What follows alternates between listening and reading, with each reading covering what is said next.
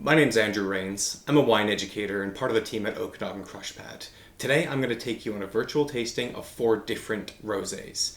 Now, Okanagan Crush Pad is a state-of-the-art organic winery in Summerland, British Columbia, right in the heart of the Okanagan. They really focus on sustainable agriculture, regenerative farming, and creating wines with low-intervention winemaking, which allows final wine to really have a sense of the place and a sense of the terroir that it comes from.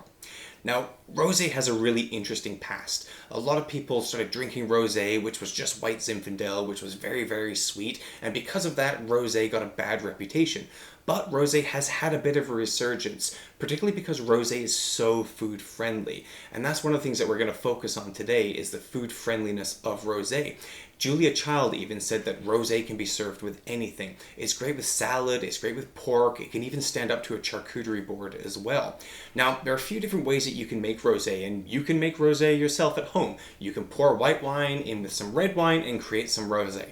Now, this isn't a very common way of making rosé. In fact, only kind of entry-level poor quality rosés will be made in that way. Another way of making rosé is where you take red wine and you just draw off some of the juice, which is called the Sanier method or the bleeding off method. It's not that common. More of a common way of doing it is to have skin contact from a red wine. And that's one of the things that is interesting about rosé is that it can be made in many different styles, but with many different grapes as well. And some grapes are better than others when it comes to making rosé. So Cabernet Sauvignon, very difficult to make rosé from, but things like Cab Franc, Gamete, Pinot Noir, these are all fantastic rosés that are made with just a little bit of skin contact, and we're talking hours instead of weeks of skin contact. So different ways of making rosé. We'll go through the 4 different wines, how they were made, what's special about them, because we do have 4 very, very unique rosés to go through. We're going to have a sparkling rosé, which is the pink bub. We're going to have the narrative rosé, which is a blend of several different grapes. We've got the haywire Gamay rosé, and then we've got the free-form rosé, which is a Cab Franc. I always say the best place to start a tasting is with some bubbles, so we will start with the pink bub. Let's start this wine tasting with some sparkling wine. So right here we've got the Haywire Pink Bub. Now, one of the things that you're going to notice is that it has what's called a crown cap on top. So crown caps are fantastic for sparkling wine. They're easier to open than using a cork, just as good as cork, and you never have any issues or concern about having any cork taint, which is actually something that a lot of wines will suffer from when cork is being used. Very, very simple to open. Just pop it up. You still got that nice celebratory sound when you open the wine. We can see the carbonation lifting as well. And nice easy pour into the champagne flute. We can see the nice carbonation rising straight away. We'll just give that a second to settle. Now, it's made from 2 different grapes, Chardonnay and Pinot Noir, and these are actually the 2 most common grapes that you're going to find in Champagne as well.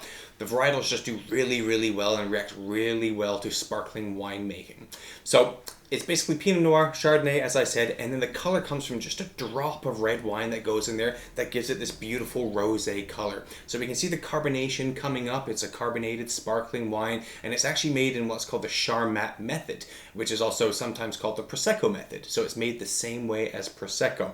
Now, this wine, as you can see, the bubbles are coming up, and when you taste the bubbles, that's called the mousse, and this is going to have a real nice, delicate mousse in there. So we're just going to go through the wine tasting.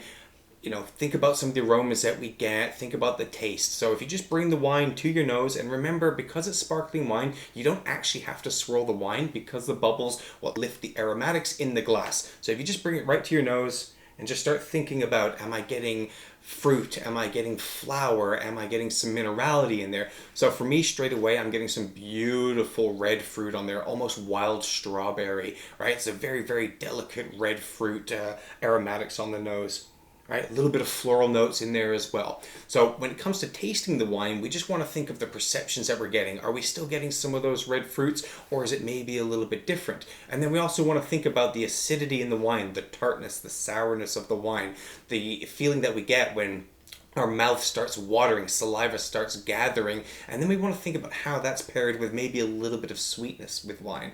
So when it comes to sparkling wine, it's very common for the wine to have a little bit of sugar left over there because that makes it far more palatable for most of us. So sparkling wine that doesn't have any sugar can be very, very dry, very high acid, very austere. So quite often we want a little bit of sugar paired with that. And this one certainly does have just a touch of sweetness. So when you take the wine in, remember to bring in some oxygen. That's going to lift the aromatics as well. Right, so that's a beautifully made sparkling wine. You get those red fruits. You're getting that wild strawberry again, and you're certainly getting some acidity, right? My mouth's watering, but I'm also getting just a touch of the sweetness on the tip of my tongue, which makes this wine incredibly balanced. So this is very, very food friendly. You could actually have this with seafood. This would go great with a starter, with a salad, a strawberry salad, goat cheese. It's very, very versatile wine, and yeah, just beautifully made. So great place to start the tasting. It's Chardonnay, it's Pinot Noir, it's made in the Charmat method. Just a hint of sweetness on there, paired beautifully with the acidity, and a fantastic, delicate mouthfeel, which is called the mousse in a sparkling wine. Let's move on now to the narrative rosé. So as I mentioned, rosé can be made from single varietals, just a Cab Franc or just a Pinot Noir, or it can be made from several different varietals. So in this case, this wine is being made from Pinot Noir, Pinot Blanc, and Pinot Gris. So straight away, that's going to make this a very unique and very complex wine because each of those varietals are going to add a different dimension to this wine. So we can see straight away when we look at the wine, and that's the first step of wine tasting, is that it's quite pale. And that's because it's only had about 12 hours of skin contact. So red wine, we're talking weeks, possibly months of skin contact. With rosé, we're going to be talking more of hours. So this spends 12 hours on its skin, is then pressed off and then fermented in concrete tanks. So the concrete tanks are going to add even more texture to the wine, which is something that's really, really nice when it comes to a rosé wine, makes it even a little bit more interesting. So we're going to give the wine a bit of a swirl, and when we bring the wine to our nose, we just want to think, are we getting fruit? Is it red fruit? Is it black fruit? Are we getting floral notes? So for me, straight away, I'm getting a lot of red berry fruit in there. So think red cherry, strawberry, maybe even a little bit of rhubarb in there. It's very, very complex with a lot of floral notes as well, which is probably coming from the Pinot Gris. So this is a complex wine when it comes to the aromas.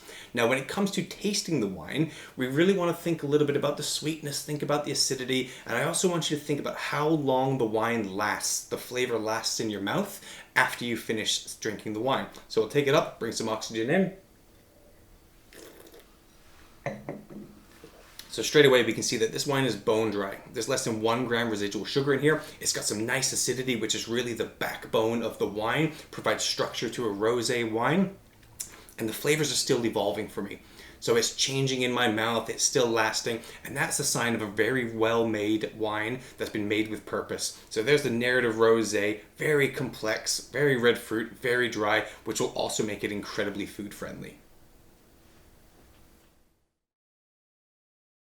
We're going to move on now to the Haywire Gamete Rosé. So this is my style of rosé. It's very dry, it's very, very high acidity, which makes it very, very food friendly. So if we compare this to the narrative rosé that we just had, you're going to notice that it's an even lighter color. So this is made even more in that Provence style, which is something that I really, really appreciate. It's really herbaceous, and you almost get a bit more orange blossom on the aromas of this wine. So it's very, very unique, very high acid, and very, very dry. So again, we're going to go through the tasting for this wine. We've taken a look at it. We've appreciated the color, a little bit lighter color than we had with the narrative rosé. We'll give the glass a bit of a swirl to really lift those aromas. And again, when you bring it up, just think, am I getting fruit? Am I getting floral? Am I getting minerality?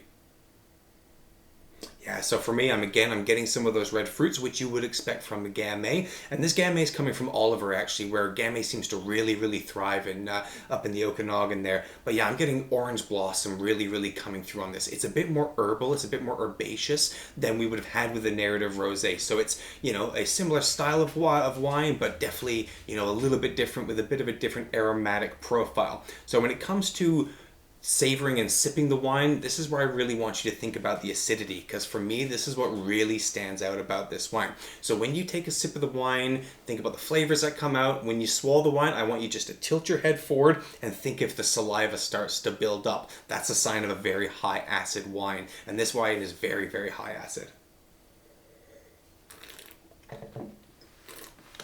So straight away, again, I'm getting that saliva build up.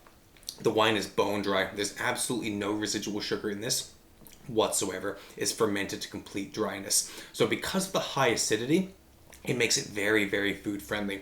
So the higher the acid in the wine, the better off it's going to be with fattier foods. So the acid will cut right through the fat in the food. So think fatty fish for this. This could stand up to whitefish. This would be really good with salmon as well. To me, this just screams pairing with grilled salmon, or even with a salad, maybe with some strawberry and some goat cheese. It will just cut right through the fattiness of those foods, which is really, really good. So again, rosé is so good because it's so food friendly, and this is about as food friendly of a rosé that you can get, just because the acidity is so high. And again, it's got that nice long finish. I can still feel the flavors. That orange blossom is still coming through. The herbaceousness of this wine is still coming through, which makes this a very, very interesting, complex, and balanced wine. Final wine that we're going to be tasting today is the Freeform Rosé, which is 100% Cabernet Franc coming from the Açores, where Cabernet Franc really seems to thrive. Now, this is a very, very unique wine, and as I mentioned at the start, Okanagan Crush Pad is very passionate about being sustainable, using regenerative farming, and having a lower carbon footprint. So one of the things to even notice about this wine is the label is actually made from stone paper. So that actually saves water and saves tree, which is far more sustainable and allows us to have a lower carbon footprint. The wine is also completely certified organic. So we really want to focus on that with the Freeform wines. A lot of people talk about natural wines. We don't really like to use that term in Okanagan Crush Pad, because there's no definition behind what a natural wine is. But this wine is certified organic. There's no fining and no filtration, and there's absolutely no sulfur used in this wine whatsoever. So it's a very good example of grape to glass, right? It hasn't been really kind of changed. It's just zero intervention winemaking, where we allow the wine to do its own thing under the watchful eye of our winemaker, Matt Demain. So it's fermented into concrete tanks, which will really add something to the palate, as we like to do at Okanagan Crush Pad, and it even spends a bit of time on what's called lees, which will really add some more body to this wine. And that's one of the things that you're going to really notice is the texture of this wine. So it's going to be very different from the other wines that we've had in this pack. And first off, you can notice it's got a bit of a darker hue to it. It's got a little bit more color coming from the Cab Franc grapes. Now if we give it a bit of a swirl, bring the wine to our nose, so we're getting a lot of those red fruits again, right? I mean, we're certainly getting some strawberry in there, we're getting some red cherry, and we're getting a lot of complexity in there coming from the Cab Franc because it is a different grape. Then when we taste the wine, again, we want to think about the mouthfeel of the wine and see if there's any sweetness on this wine whatsoever.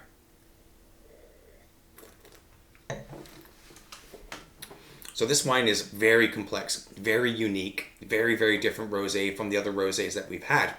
And it's because it's made in that zero intervention winemaking style. You will notice just a touch of sweetness. This is still a dry rosé.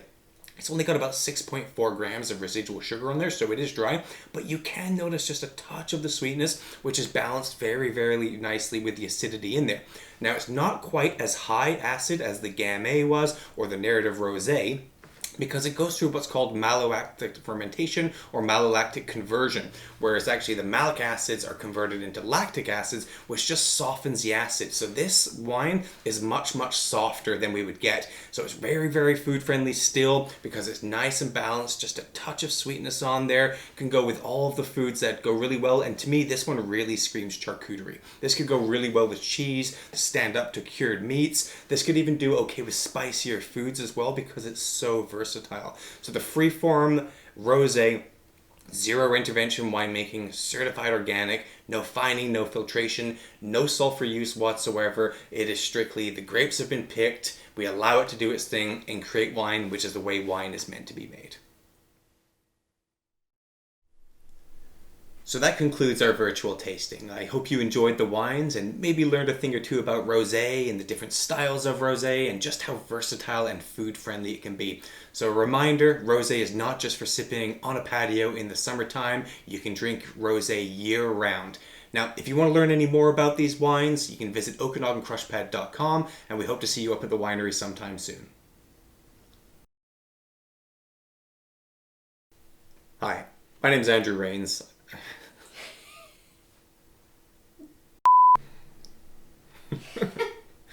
Hi, my name's Andrew Rains. Andrew Waynes. Can't even get my right name right. We might be done, but let's try one more. So rosé is great with pork or grilled salmon, any type of fish. It's great with seafood. It's great with a salad. Okay, let's start this wine tasting with some sparkling wine. So this is the 2018 Haywire Pink Bub Rosé Sparkling. That's sparkling twice. Sparkling, sparkling, sparkling, sparkling, sparkling, sparkling, sparkling. So there you go. That's the the pink bub.